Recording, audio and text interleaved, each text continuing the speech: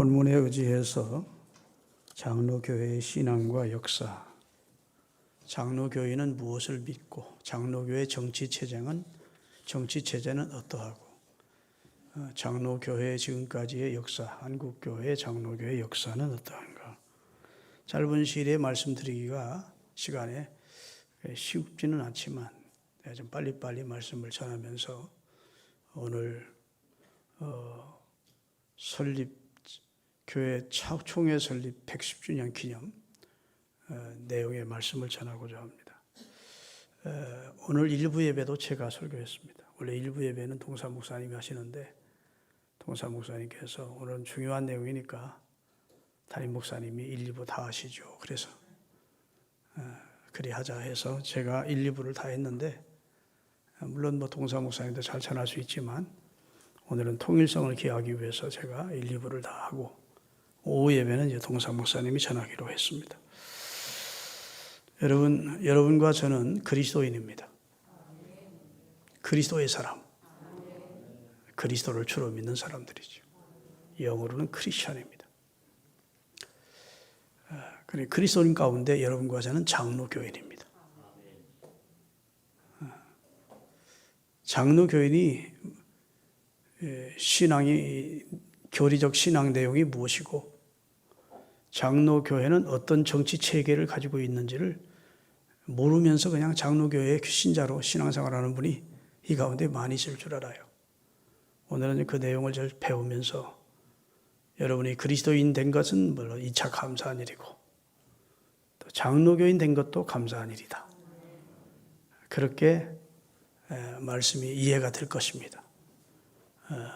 그렇게 이해되시는 은혜가 있기를 바라겠어요. 우리 한국교회는 70%가 장로교인입니다. 기독교인 가운데. 곳곳에 하나님의 교회가 세워졌고 특별히 전국 방방곳곳에 장로교회가 많이 세워져 있고 절대 다수가 이제 장로교인들입니다. 장로교회의 시작은 한국 개신교의 시작과 같습니다. 왜냐하면 장로교 선교사들이 들어와서 복음을 전해 주기 시작해서 장로교회가 많이 세워지게 된 것이죠. 대한민국은 복음이 전래되기 전에 중국을 통해서 일본을 통해서 먼저 성경이 번역되어 쪽복음이라고 하는 복음서가 번역되어 우리 백성들 가운데 읽혀지고 있었습니다. 서상륜이라는 첫 장로 교인, 그분이 이제 성경을 우리말로 번역해서 가지고 나누고 일본의 박영호라는 개혁사를 고용의 밀명을 받아갔던 그 단원 가운데 한 분이 이수정이라는 사람이 또 일본에 전래된 기독교 복음의 쪽복음을 또 우리말로 번역을 해서 당시 우리나라 백성들 가운데 일부는 성경을 읽는 상태에서 1984년 미국의 의료 선교사인 알렌이라는 분이 우리나라의 의료와 복음을 가지고 선교를 온 것입니다. 그때는 대원군의 세국 정책을 통해서 기독교는 야소교라 해서 쌍놈의 종교고 조상도 모르는 종교고 절대로 받아들여서는 안 될 그런 혹세무민한 종교라 해서 먼저 들어왔던 천주교인들을 단두대에서 목을 엄청나게 절두산에서 잘라 죽였고 개신교인들이 들어오는 건 더더군다나 이제 막는 그런 입장을 취하고 있었습니다. 근데 그때 민비와 대원군의 시아버지와 며느리 간의 알력이 굉장히 심했었고 이제 대원군이 약간 정치적인 힘을 잃었을 때 고종과 민비가 정권을 잡고 활동할 때 민영익이라고 하는 민비의 조카가 정권의 실세였습니다. 그런데 정적들의 공격을 받아서 도저히 살 수 없도록 참상을 입었어요. 민비에게는 너무도 큰 충격이었고 손실이었습니다. 가장 믿었던 조카, 정치적으로 자기에게 힘이 되던 민영익이 죽게 생긴 거예요. 그런데 서양 선교사였고 의사인 알렌이라고 하는 선교사가 제가 살려보겠습니다. 그런 거예요. 고종 황제에게, 민비에게 제가 살려보겠다.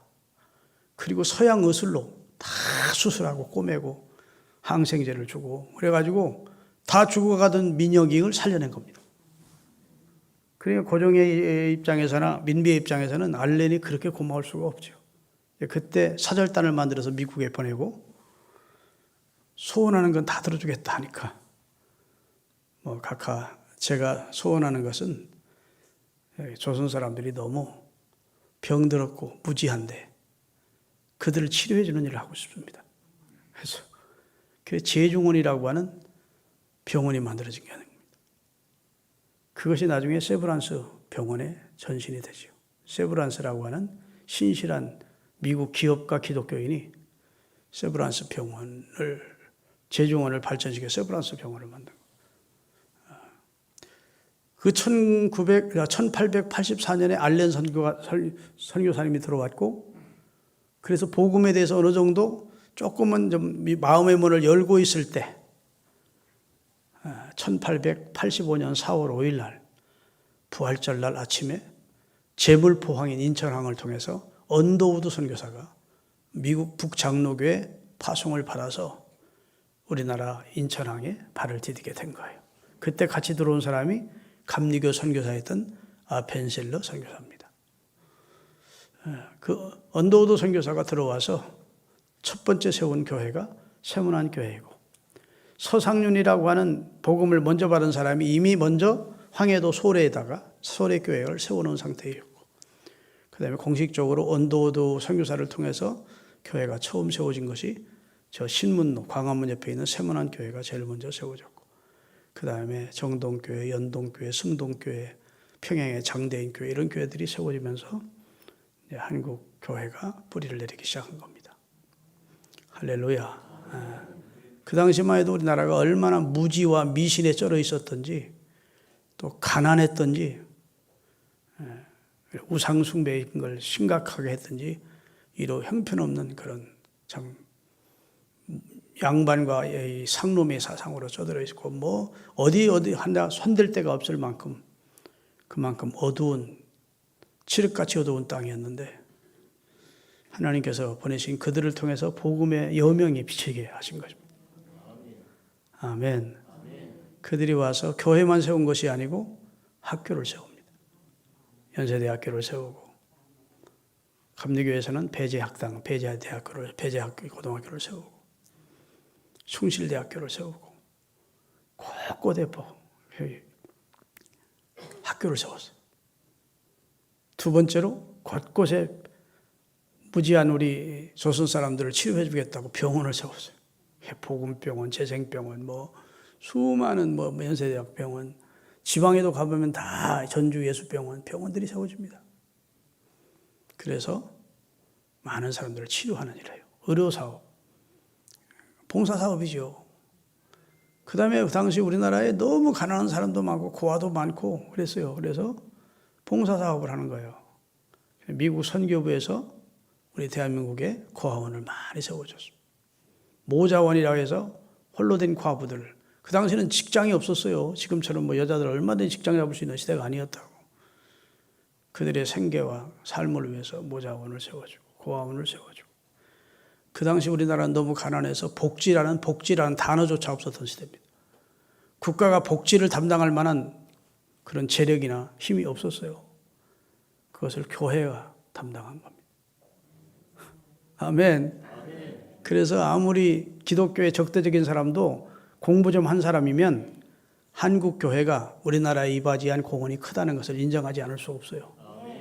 민주화를 위해서도 큰 일을 했고,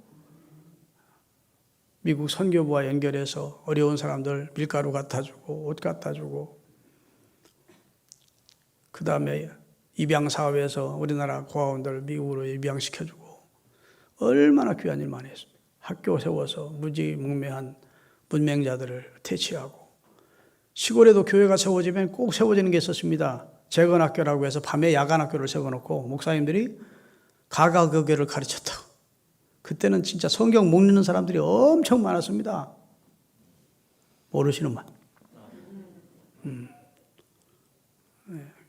그렇게 많았어요. 그런데 교육사업하지, 병원 통해서 의료봉사하지, 그 다음에 또 어려운 사람 돕는 모자원, 고아원 하지, 그 다음에 민주화 운동에 선봉에 서고, 이러면서 우리나라 발전에 크게 기여를 했지요. 그러다가 이제 평양에 1901년에 평양신학교라고 하는 총회신학교가 세워졌고 7년 후에 9명의 목사가, 대한민국 목사가 배출이 되면서 우리 대한민국이 이제 선교사님들이 통해서만 복음을 듣다가 이제 한국 신학교육을 받은 대한민국 사람들이 복음을 전하면서 더 교회가 탄탄해지기 시작합니다. 그러다가 1919년 뭐가 있었죠? 우리나라에 3.1운동이 있었습니다. 그때는 일자의 강점기에 있었으니까 3.1운동이 생명을 건 운동이었어요. 그때 예수 믿는 사람이 2%도 안 됐어요. 전체 인구의 2%가 뭐예요? 1% 조금 넘어서요. 100명 중에 1명 꼴도 예수를 안 믿었는데 31명의 그 3.1운동의 그 지도자들이 31명 중에 16명이 우리 기독교인이었다고요. 대한민국 조선 초기와 그 다음에 한국 초기에는 기독교인들이 힘이 대단했습니다.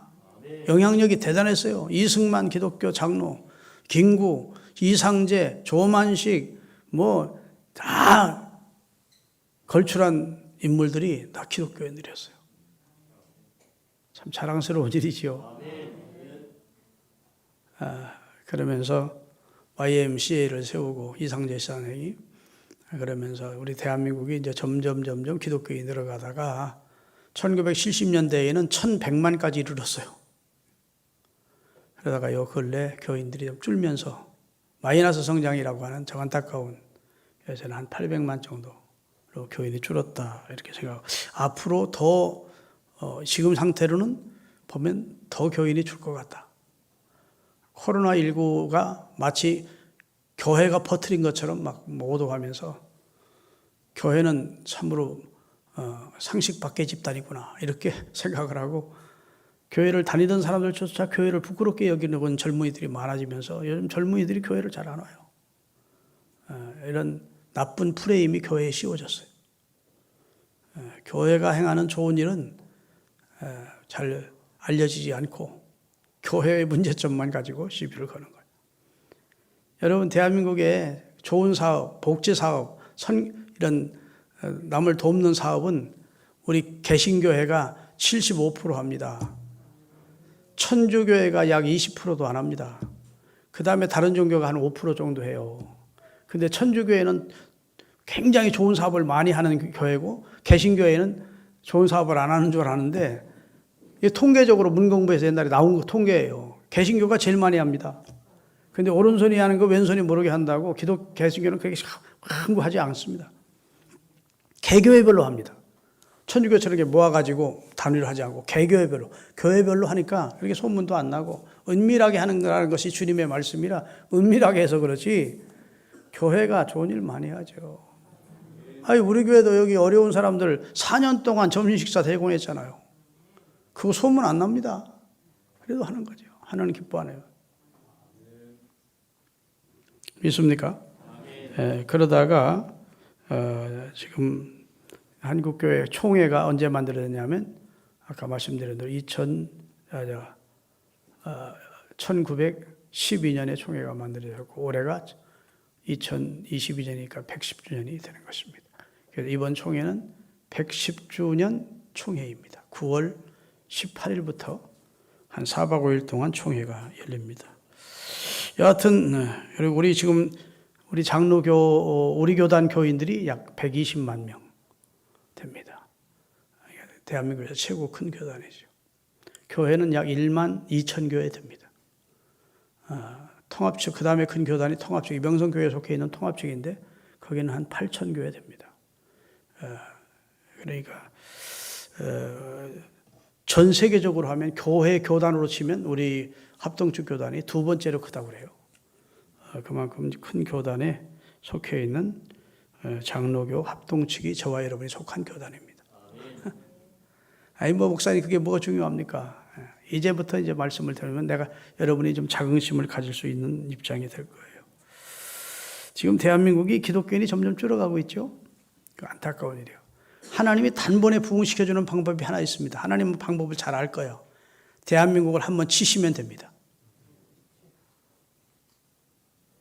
사람이요, 배가 부르면 포만감 때문에 식곤증도 오고 영적으로 졸고 자고 하나님의 필요성을 안 느껴요. 하나님을 절대로 구하고 하나님의 도움을 구하는 겸손함이 사라집니다. 성경 사사기 역사를 보면 사사기 때 평안하면 하나님 떠나고 어려움 당하면 아이고 하나님 도와주세요 하면 하나님 사사를 보내서 또 평안하면 하나님 떠나 죽겠으면 다 하나님께로 돌아와 하나님 살려주세요 그래.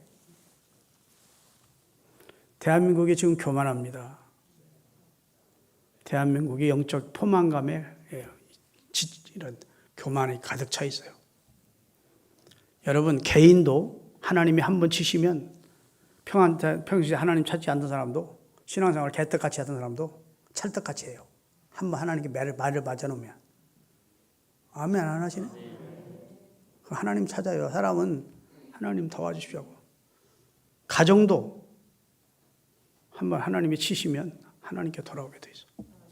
경제적으로 치시든 가정 인간관계로 치시든 질병으로 치든 하나님을 찾게 돼 있어요. 나라도 지금 너무 우리 민족이 부강하고 풍요로운 나라가 됐어요. 하나님을 굳이 찾지 않습니다. 꼭 성경 사사기의 역사가 우리가 지금 그 전철을 밟고 있는 거예요. 하나님이 한번 매를 들면 우리나라가 급전직할 수 있고 그렇게 되면 옛날에 복음을 들었던 사람 어쩌다 한 번씩 예배 드렸던 사람은 다 하나님 찾게 돼 있어. 교회로 몰려나오게 돼 있어. 하나님이 그런 극단적 방법을 안 쓰니까 망정이지. 미국 사람들도요. 신앙생활 태만하게 하다가 지난번 9.11 테러 사건으로 쌍둥이 빌딩이 2개 무너지니까 교회마다 교인 수가 20% 늘었대. 겁대기들이 많지. 그 큰 나라도 겁나니까 아이고 하나님하고 교회마다 부흥됐다는데 우리 대한민국 조그만 나라가 전쟁이 참화에 휘말려보고 우리나라가 그렇게 가난해 다시 전쟁 가난해지고 어려움 당해 보세요. 다 하나님 앞에 나와서 살려달라고. 하나님이 그런 방법은 잘 안 쓰셔. 어떤 때는 하도 나라가 교만하고 하나님을 거역하고 그러니까 하나님이 한번 그런 방법 썼으면 좋겠다. 이런 생각이 들다가도 아이고 안 되지 하고. 여러분 우리 평안할 때 하나님의 축복을 누릴 때 그때도 감사하면서 하나님 사랑해야 하나님이 그 축복이 녹론 오래 갈 수 있도록 은혜를 주시는 것이지. 금방 하나님 떠나고 하나님 배반하고 자기 힘과 자기 능력으로 사는 줄 껍적거리고 교만하고 그러면 안 돼. 하나님의 은혜 안에 머무는 여러분이 되시기를 주의 이름으로 축원합니다. 그러면 교회 정치에 대해서 좀 말씀을 드릴래요. 교회 정치 원리는 첫째는 신본주의입니다. 하나님을 인정하는 정치예요. 하나님 없는 인간들만의 정치가 아니에요. 두 번째로 예수 그리스도가 통치한다는 믿음을 갖고 교회는 운영이 됩니다. 교회를 통치하시는 분은 예수님이시다. 그리고 교회의 통치의 기준이 뭐냐? 성경, 곧 하나님의 말씀입니다. 그래서 하나님의 말씀의 권위를 인정하는 것이 교회입니다. 그래서 교회 정치의 기초는 예수 그리스도의 통치라는 점이고 그 정치에는 신본주의에 서 있는 것이고 그리고 하나님의 말씀인 성경의 권위에 그 권위를 둡니다. 하나님이 말씀하셨다면 토를 달면 안 되는 거예요. 아멘. 그래서 옛날 빌리교란 목사님이 설교할 때 바이블셋 설교하죠. 마지막에 하나님이 말씀하셨다 그러면 토를 못 다는 거예요. 내 생각에는 이렇습니다 하면 목사님 생각은 그래도 나 생각은 안 그런데 하면 할 말이 없지만 하나님이 말씀하셨다. 성경이 말했다. 바이블셋. 그러면 어떻게 토를 달아? 교회는 하나님의 말씀 위에 말씀의 권위를 인정하는 거예요. 그래야 통치가 가능해요. 목사의 권위에 복종해, 장로의 권위에 복종해, 그러면 안 돼요. 하나님의 말씀의 권위요. 그리고 그리스도께서 교회의 통치자시다, 머리시다. 우리는 그에게 붙어있는 지체에 지나지 않는다. 이것을 인정하는 것이 교회 정치입니다. 할렐루야. 그리고 교회 정치는 그 교리적 신념에 따라서 양태가 나눕니다.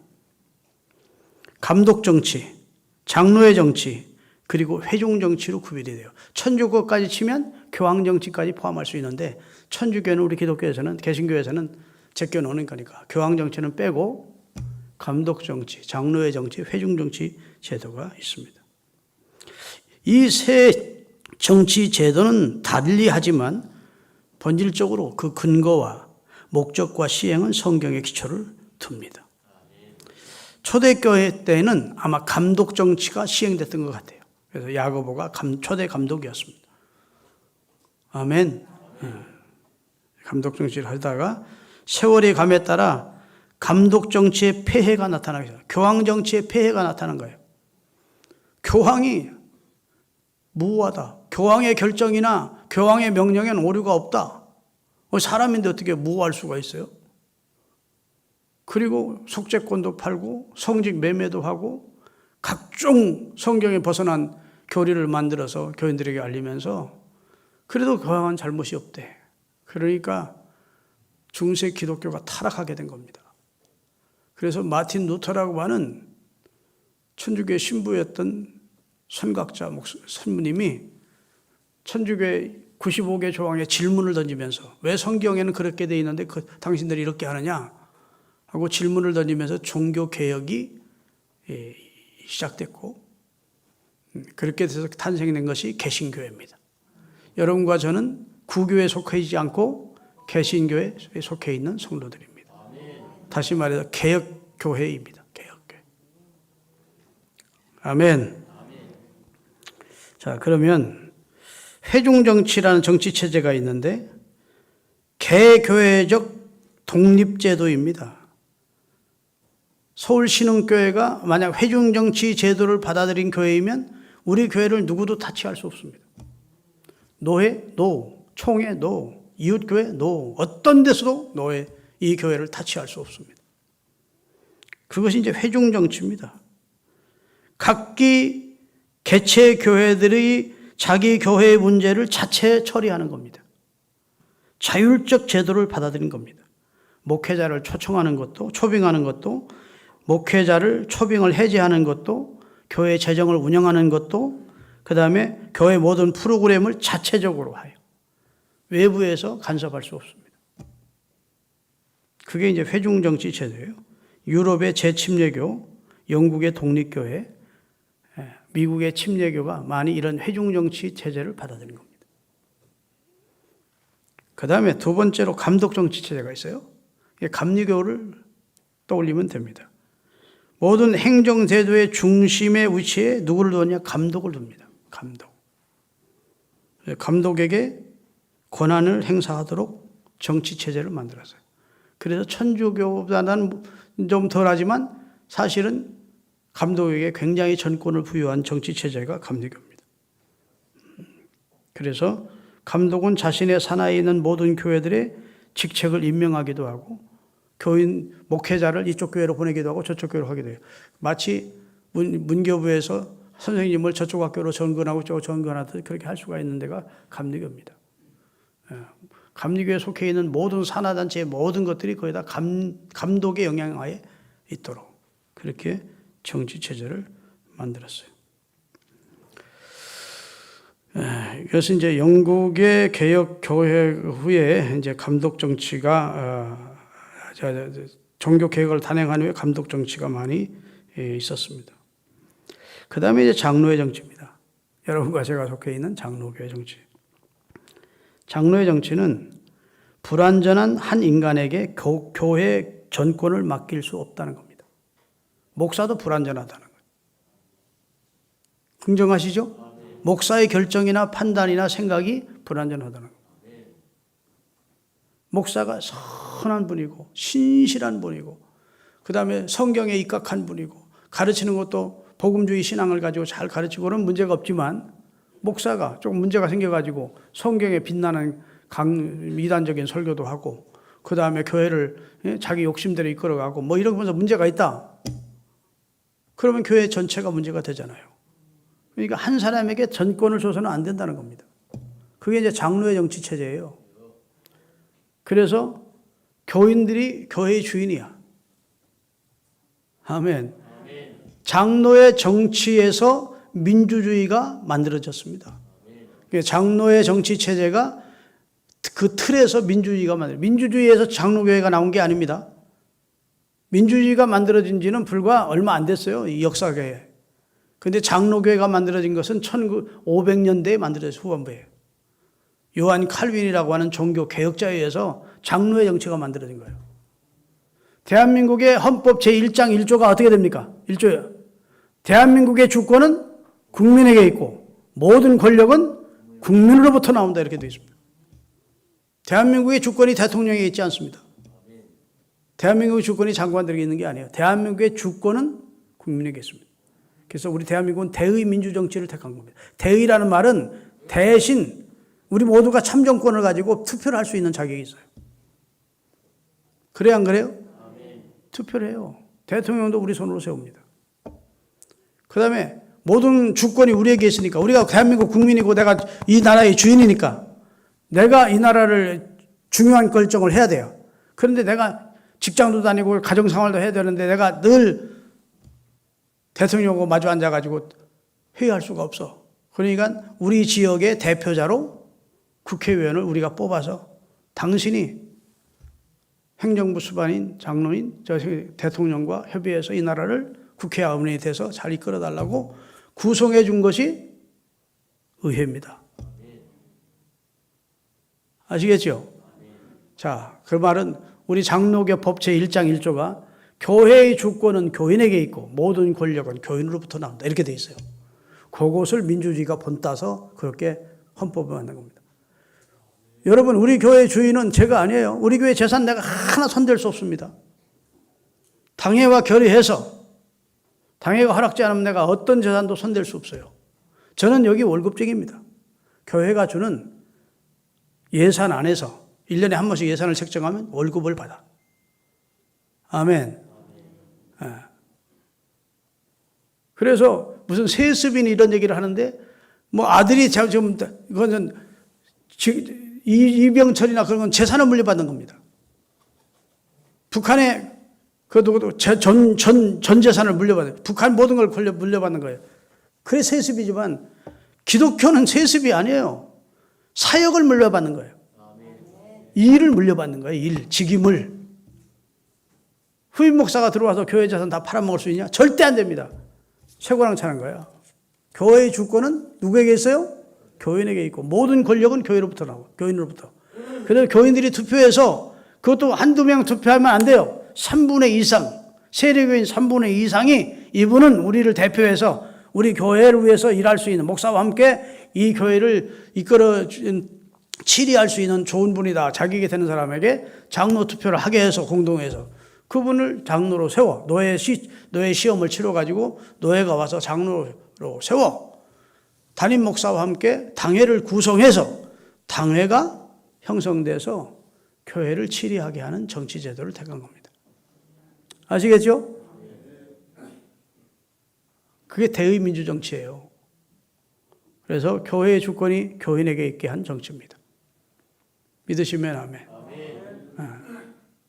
그러면 장로님은 많이 세워지고 어떤 교회는 장로가 20명, 30명 되잖아요. 목사님은 한 분밖에 없잖아요. 당회는 언제나 당회장이 하나입니다. 목사가. 장로님들은 30명도 있고 어떤 교회는 50명, 100명도 넘는 교회가 있어요. 그러면 장로님들이 똘똘 뭉치면 목사님들이 이런 일을 하고자 해도 할 수 있어요, 없어요? 반대하면 못하는 거예요. 근데 목사님은 그런 일을 하고 싶지 않은데 장로들이 똘똘 뭉쳐가지고 예를 들어서 20대 1로 목사님은 반대하면 할 수 있어요, 없어요? 그렇게 하면 안 되잖아요. 그래서 총회는 법을 만들 때 목양권 1, 치리권 1을 대등하게 했습니다. 목회자는 목양권을 가지고 있어요. 목양권과 치리권을 동시에 가지고 있는 사람이 목사 장로고, 그 다음에 치리권만을 부여받은 사람이 장로, 치리장로입니다. 아멘. 그래서 목사는 강도권이 있어요. 강단에서 말씀을 전하는 강도권. 이 말씀을 전하는 설교권이 있고, 그 다음에 성례를 집행할 수 있는 성례 집행권이 있고, 모든 교회 회의의 의장이 되는 겁니다. 재직회도 의장, 공동회도 의장, 당회도 의장이 되는 거예요. 고개라도 끄덕이세요. 그런데 장로님들이 목사가 볼 때 이건 신앙 양심에도 맞지 않고, 양심 자유 원리라는 게 있거든요, 헌법에.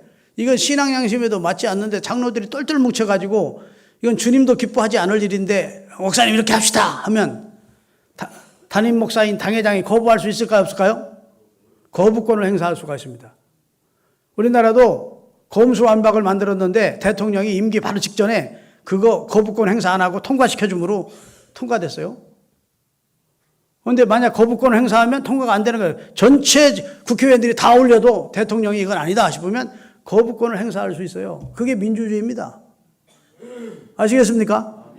그래서 한 사람이라도 10명이든 20명이든 장로님들이 똑같이 해가지고 교회를 자기 장로님 뜻대로 하려고 여기 압박해도 목사가, 당회장이 찬반을 묻지 않을 수 있는 권리를 주었습니다. 동의 제청을 묻지 않을 수 있어요. 그리고 나는 양심상 그것은 동의 못합니다 하고 거부할 수 있다고. 그래서 장로교회가 평형을 유지하도록, 치리권과 목양권이 평형을 유지하면서 평화를 유지해 갈 수 있도록 만든 제도가 장로교입니다. 그 장로교회는 교회 자체의 권위가 별로 없어요. 장로교회는 노회가 교회의 수장입니다. 노회 지도에 있어. 아멘. 목사를 파송하는 것도, 목사를 면직하는 것도, 교회가 행하는 모든 일에 장로를 시취하는 것도 다 노회가 합니다. 목사가, 그 개교회 목사가 장로 시험 보고 장로 줄 수 없어요. 노회의 허락을 받아야 돼. 우리 교회 세리교인이 몇 명이니까 장로 몇 명 더 세워도 법적으로 허락이 됩니다. 우리 교회가 장로를 몇 명 더 증언을 하겠습니다. 노회가 허락을 해주는 겁니다. 그러면 교회 권고하고 몇 명을 허락받은 다음에 공동회 투표를 해요. 이렇게 투표해서 이분들이 당선이 됐습니다. 비택이 됐습니다. 이제 장로 고시 볼수있게 해주세요. 또 노회 허락을 받아야 됩니다. 그러면 노회에서 언제 몇 월 며칠 날 노회 고시가 있으니까 와라 하고 노회 고시. 거의 다 노회의 지도 아래에 있는 것입니다. 아시겠습니까? 그래서 교회는요, 알아야 돼요. 여러분들이 이제 공동회를 딱 열고, 여러분이 이제 우리 교회 거의 운영권과 그 다음에 치리권을 장로님들에게 일임한 겁니다. 그래서 장로를 세워준 거예요. 아시겠죠? 그래서 당회가 어떤 결정을 했다. 그리고 그 결정을 공동회 앞에 내놓으면 그게 법적으로 여러분들이 굳이 나는 안 됩니다 하고 반대하는 것은 별로 덕스럽지 않습니다. 왜냐하면 그분들에게 그런 결정을 할 수 있는 권한을 주고 투표를 해준 분들이, 그리고 그 권위에 복종하겠다고 장로가 세워질 때 서약을 한 분들이 당회가 어떤 결정을 해놓고 내놓는데 나는 못합니다, 싫습니다, 이것은 그럴 수는 있지만 그것은 논리적으로 질서적으로는 맞지 않는다고 말이에요. 할 수 있으면 당회가 결정한 대로 하겠습니다, 이게 맞습니다. 그 다음에 이게 정치벽으로 온 거 아니니까, 그 다음에 이제 중요한 것은 장로교회는 무엇을 믿는가입니다. 장로교회와 감리교회가 다른 점이 있습니다. 장로교회는 칼빈주의라서 하나님의 절대 주권과 인간은 전적 타락한 존재라는 사실과, 그 다음에 불가항력적인 하나님의 은혜가 우리에게 임해야만 우리가 구원을 받는다는 거예요. 주는 그리스도시요 살아계신 하나님의 아들입니다라고 이렇게 고백한 것은 베드로의 의지에서 나온 게 아니라는 겁니다. 베드로의 의지에서 나온 결정이 아니고, 베드로가 남보다 지혜로워서 깨달은 게 아니고, 베드로에게서 나온 게 아니고, 하나님, 예수님이 분명히 정리해 주잖아. 이것을 네게 알게 하니는 하늘에 계신 내 아버지다. 너 구원에 이르는 고백을 하게 한 분이 하나님이야, 그 말이에요. 아멘. 근데 감리교회는 그렇게 말하지 않습니다. 감리교회는 알미니안주의라 해서 인간은 전적 타락을 아담과 하와는 했지만 그 후에 태어나는 모든 인생에게는 하나님이 선행적인 은혜를 주어서 완전 타락은 아니다. 어느 정도 선을 행할 수 있는 능력이 사람에게 있다. 하나님의 선택과 인간이 예하고 신과 인간이 합일이 될 때, 협동작전이 될 때 인간은 구원받는다. 이렇게 주장합니다. 그럴듯하죠. 하나님이 은혜를 주실 때 인간이 그 은혜를 거부하지 않고 그렇습니다. 저도 하나님의 은혜를 받아들이겠습니다 하고 내가 내 의지로 하나님을 용접해야 내가 구원을 받는다. 그러니까 전적인 하나님의 은혜가 아니다. 일부 내 의지와 내 선택이 있었다. 그런 겁니다. 그렇습니까? 성경은 예수 그리스도를 주로 영접하게 하고 고백하게 하시는 분도 성령의 조명이 하나님의 도움이었다는 거예요. 오늘 본문이 그 얘기예요. 자연인 나, 완전히 중생하지 않은 나는 어떤 방법을 통해서든 예수 그리스도가 내 구주라는 사실이 믿어지지 않고 내가 어떻게 선하게 살고자 해도 나는 선하게 살 수 없는 본질상 진노의 자녀이고 허물과 죄로 죽은 존재라는 겁니다. 그런데 나를 구원하기 위해서 내가 한거할 수 없는 강력한 하나님의 은혜가 우리에게 임해서 내가 그리스도 예수를 영접하게 됐다는 겁니다. 그래서 내가 칭의 받은 백성이 됐고 하나님의 아들, 딸이 된 것입니다. 그게 이제 장로교 교리인데 감리교에서는 알미니안주의는 인간이 구원 얻는 것은 하나님과 인간이 협동작전을 통해서 구원이 가능하고 그다음에 한 번 얻은 구원도 중간에 상실할 수 있다는 겁니다. 예수를 믿다가 죄를 범하고 그리스도를 부인하고 그러면 구원 얻은 것이 상실된다. 얼마나 겁나는 얘기예요. 구원에 감격이 있을 수가 없는 겁니다. 근데 우리 장로교회는 무슨 소리? 그리스도 안에 있으면 이제부터 정죄함이 없고 생명의 성령의 법 안에서 그리스도 안에서 새롭게 됐고 할렐루야. 그 사람은 정죄가 없다는 거예요. 하나님이 구원하기로 작정해놓고 그 사람을 구원을 못 시킨다면 하나님이 무능한 분이라는 거예요. 하나님이 실패자라는 거예요. 하나님이 한번 점 찍었으면 그 사람은 구원하는 겁니다. 여러분 요즘은 유도탄이라는 탄이 있습니다. 유도탄이라는 탄은 저쪽에서 지금 뭐 수십 킬로 바깥에서 탱크가 움직여요. 그런데 그 탱크가 막 빨리 움직여서 요새는 막 7, 80킬로로 탱크가 빠르더라고. 그런데 여기서 포를 쏘면 백발백중 가서 맞춥니다. 몇십 킬로에서 저 바깥에서 쐈는데 어떻게 가능한 줄 아십니까? 먼저 레이저 빛이 가서 그 사물을 빛이 갔다 오는 거예요. 그래서 빛을 딱 그 쏘아야 될 물체에 붓을 먼저 레이저를 발사해. 그리고 와. 그 다음에 버튼을 누르면 그걸 따라가. 이렇게. 정확히 맞아. 하나님의 영이 여러분과 저를 구원하시기로 빛을 먼저 쏘셨어요. 내가 어떤 방법으로 가든 하나님은 나를 맞추셔. 그래서 합력해서 선을 이룬다는 말이 무슨 말이에요? 어떤 방법을 통해서 하나님은 결국은 그 사람을 구원시킨다는 말이에요. 합력해서 선을 이룬다는 말이 무슨 말입니까? 구원을 못 받았다면 그게 무슨 선을 이루는 거예요. 이 말은 하나님을 사랑하는 자, 곧 그 뜻대로 부르심을 받은 자들은 모든 것이 합력하여 결국은 구원에 이르게 해주신다. 그런 뜻이거든요. 그러니까 여러분과 저는 전적 타락,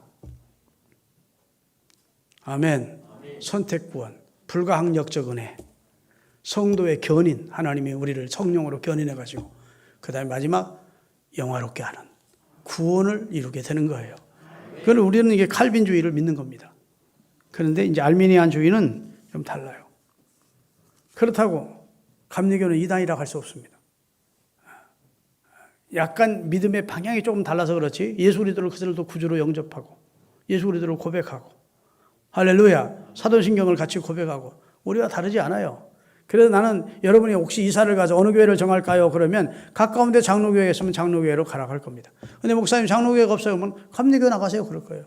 왜? 감리교회도 하나님의 구원을 선포하고 그리스도의 복음을 전하니까. 믿으십니까? 옆에 침례교회가 있어요. 그럼 침례교회 나가세요. 그럴 거예요. 할 수 있는 대로 장로교 가면 좋지만 굳이 장로교만이 구원이 있다. 그럴 수는 없어요. 네, 여러분과 저는 장로교인이라는 것은 자긍심을 가질 만한 일입니다. 왜냐하면 어떤 한 개인에게 독주할 수 있는 그런 권한을 주어서 엉터리로 교회를 이끌어갈 수 없게끔 제도적 장치를 마련해서 서로 협의하에 하나님이 기뻐하는 교회를 이루어가자는 장로의 정치를 받아들인 교회의 교인이 됐다는 사실에 감사하실 수 있기를 바랍니다. 오늘 교리 얘기하고 역사 얘기해서 좀 딱딱했을 텐데 잘 들어주셔서 감사합니다. 기도하겠습니다.